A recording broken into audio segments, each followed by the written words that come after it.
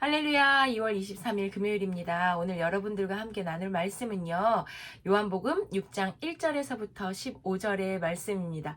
오늘 내용은 아마 주일학교를 다니셨거나 교회를 다녀보셨던 분들은 한 번 이상씩은 다 들어보셨을 오병이어에 관한 내용이에요. 떡 5개, 물고기 2개로 5천 명 이상을 먹인 그런 아주 큰 사건이죠. 그리고 다 먹고 나서도 12 광주리가 남았어요.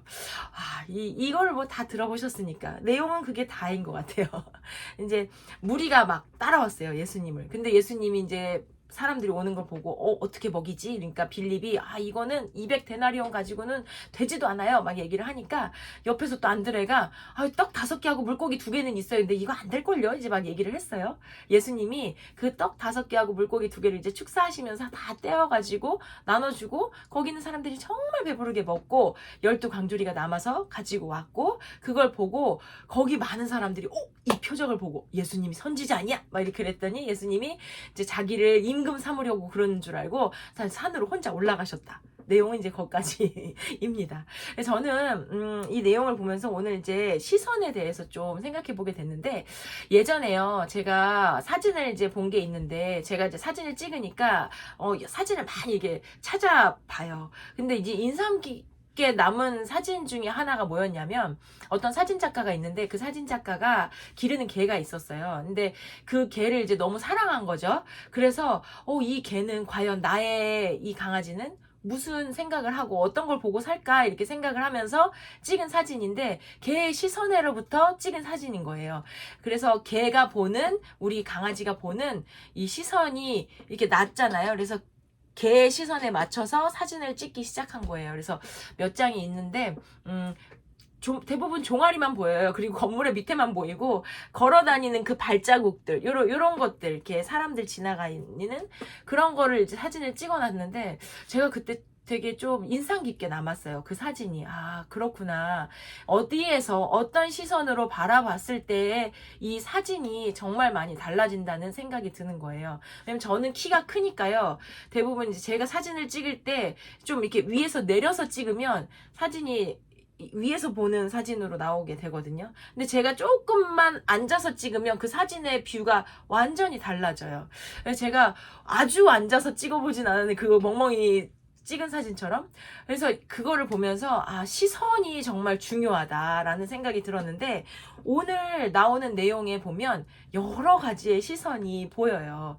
첫 번째는요, 예수님을 따르는 그 무리들의 시선입니다. 이 시선은요, 예수님에게 가 있는 게 아니라 표적을 행하시는 그 예수님, 그래서 병자를 고치시는 그 표적에 시선이 가 있더라고요.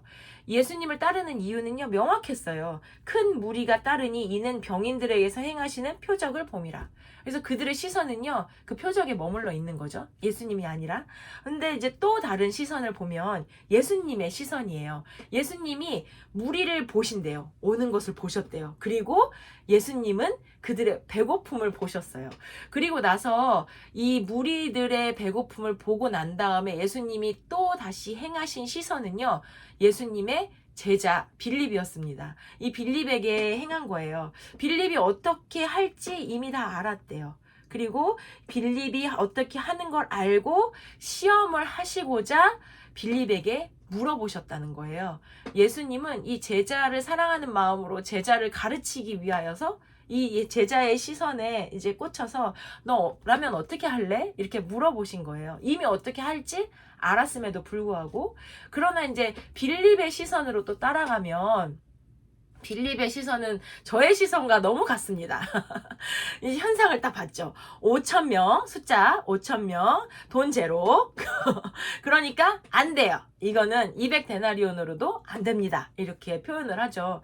저희도 사실 그렇잖아요. 저도 이렇게 현상이 너무 막, 우리 애들은 너무 막 배고프고 사람들 손님 많이 오는데 집에 먹을 게 없어. 너 어떻게? 먹을 게 없는데 이거 어떻게 먹여? 막 이렇게 탁 머리로 먼저 탁 생각을 하게 되는 거죠. 안드레도 똑같은 시선이었던 것 같아요. 물론 안드레가 이제 발견한 그 떡 5개와 물고기 2마리로 예수님은 기적을 행하셨지만, 이 안드레의 그 따라오는 말은 부정적이잖아요. 가졌다. 9절에 보면 그러나 그것이 이 많은 사람들에게 얼마나 되겠어요. 이렇게 얘기를 해요. 그렇잖아요. 이 많은 사람들에게 이거 얼마나 되겠어요. 이렇게 얘기를 하죠. 그리고 나서 이 네 가지의 시선을 보면서 제가 이제 막 그랬는데 빌립 안드레를 보면 제가 저의 모습을 본다고 생각했잖아요. 근데 저희 집에 이제 아시다시피 사람들이 많이 오지 않습니까? 거의 매일 오다시피 하는데 제가 생각했던 것보다 많은 사람이 올 때가 있어요. 그런데 이제 정해놓은 음식은, 이게 준비해놓은 음식은 이렇게 있고, 근데 많은 사람이 오면 저도 이제, 이게 음식이 이걸로 안 될 텐데 이제 생각이 드는데, 정말 단 한 번도, 이거는 제가 정말 이렇게 확실하게, 절대라는 말을 쓰면 안 되지만, 절대 뭐 굶기시는 일은 없으시더라고요. 하나님이 단 한 번도 음식에 모자라서 그들을 못 먹이신 법은 없었어요. 준비한 양이 적음에도 불구하고 막 금세 또 저희 신랑이 이제 마이다스의 손 아니겠습니까? 뭔가 이렇게 막 꺼내가지고 막 만들면 이만해지는 거예요. 그래서 다 먹이고 너무나 잘 먹고, 정 안 되면 우리에게는 라면이 있지 않습니까? 또 라면을 열심히 끓여 먹이고. 예, 그래서 진짜 한 번도 그 오는 사람들, 먹여야 되는 사람들을 굶기시거나 못 먹이신 적은 없는 것 같아요, 하나님은. 근데 참 그거를 제가 보면서, 그런데도 불구하고 이 많은 경험을 했음에도 불구하고 저도 이렇게 딱 오면 먼저 딱 드는 생각이, 하나님 하실 거야, 이게 아니라요. 이거 뭐 어떻게 준비해야 되지? 막 너무 당황을 딱 하는 거죠. 이 현상을 보고. 이 인간이 안 변해요, 잘.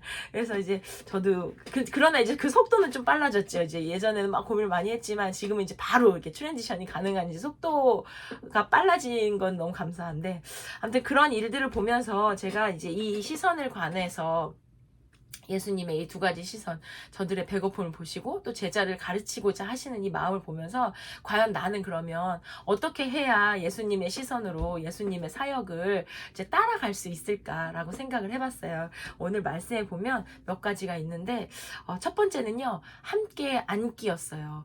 예수님은요, 처음에 산에 오르자마자 하신 게요, 제자들과 함께 앉으셨어요.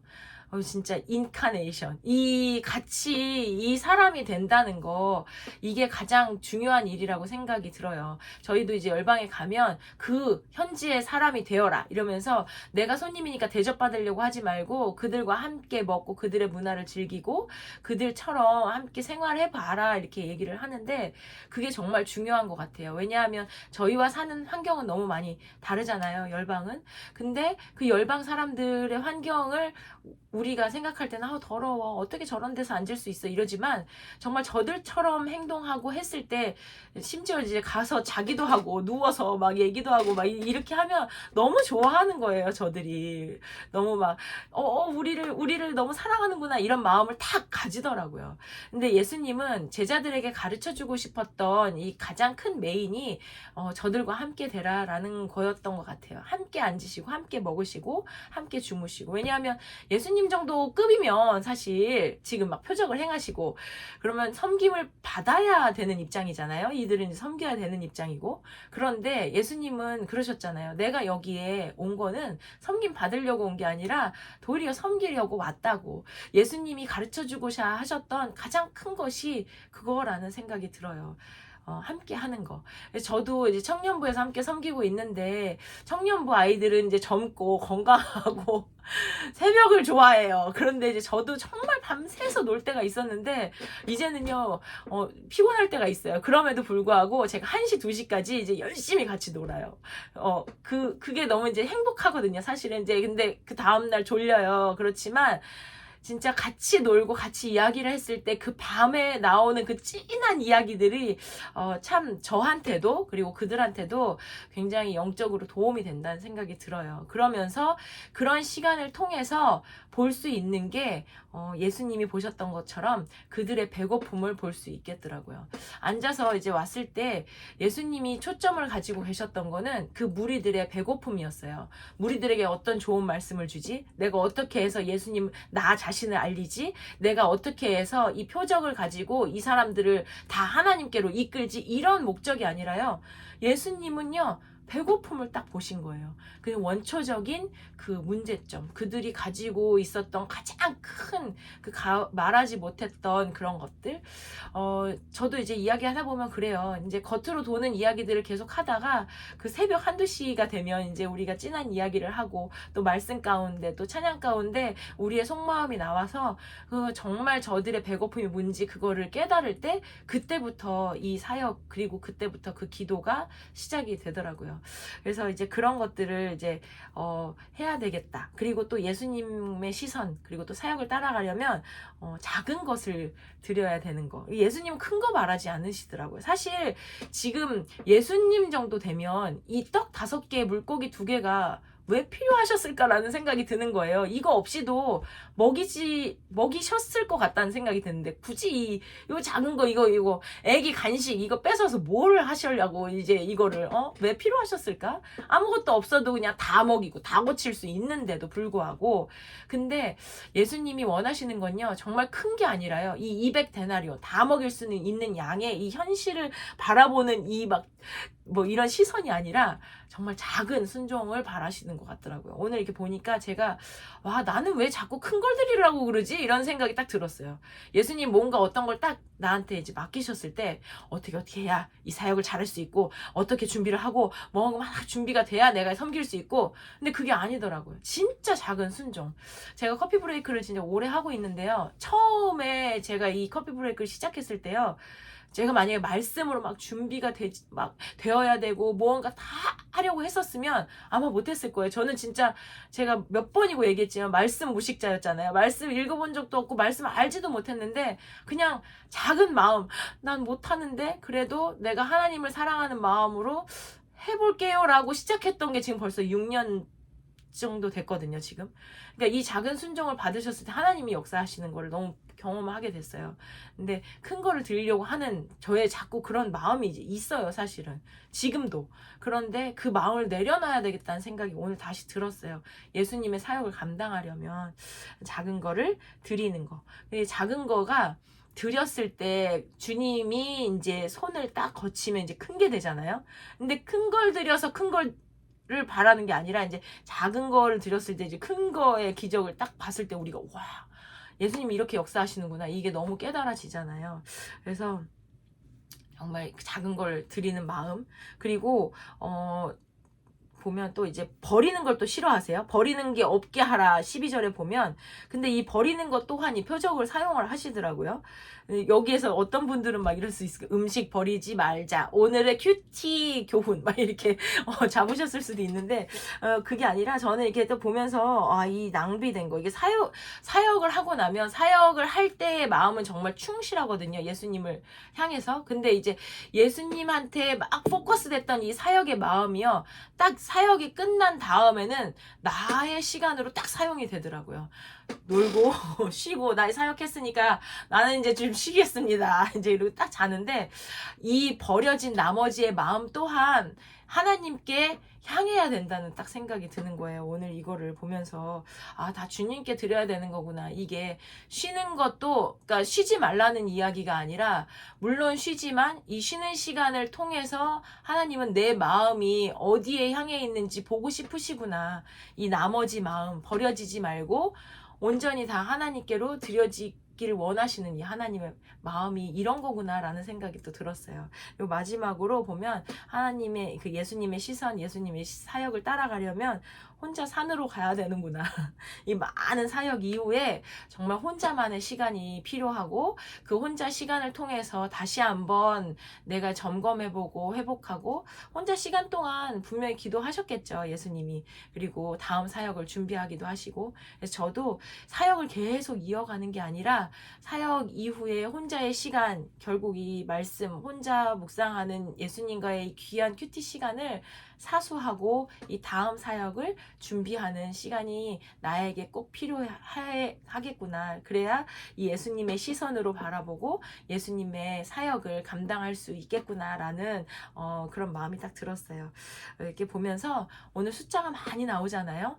근데 사역은 숫자로 계산이 되는 게 아닌 것 같아요. 그래서 사랑으로 정말 그 영혼을 사랑하고 그 마음을 아주 가장 낮은 곳에서 딱 그들의 가장 큰 니드를 딱 캐치했을 때부터 시작이 이 사역이구나. 그리고 그걸 통해서 하나님께 나의 마음이 온전히 계속해서 드려지고 또 나와 하나님과의 그 귀한 독대의 시간을 통해서 내가 회복되고 또다시 하나님께 나아갈 수 있겠구나. 이 사역을 또 감당할 수 있겠구나라는 그런 마음을 오늘 주셨어요. 그래서 제가 이걸 보면서 또 다른 오병이어의 말씀을 또 저한테 이제 허락하신 것 같아서 참 기뻤습니다. 여러분들은 오늘 이 오병이어의 말씀을 읽으시면서 어떤 것들을 느끼시고 깨달으셨는지 너무 궁금합니다. 여러분 말씀으로 매일 회복되시고 또 승리하시고 매일매일 이 오병이어의 기적을 작은 것을 드림으로 큰 것을 받는 그리고 예수님의 시선이 어떤 건지 그것을 계속 생각하면서 신앙생활 하셨으면 좋겠습니다. 여러분 사랑하고 축복합니다.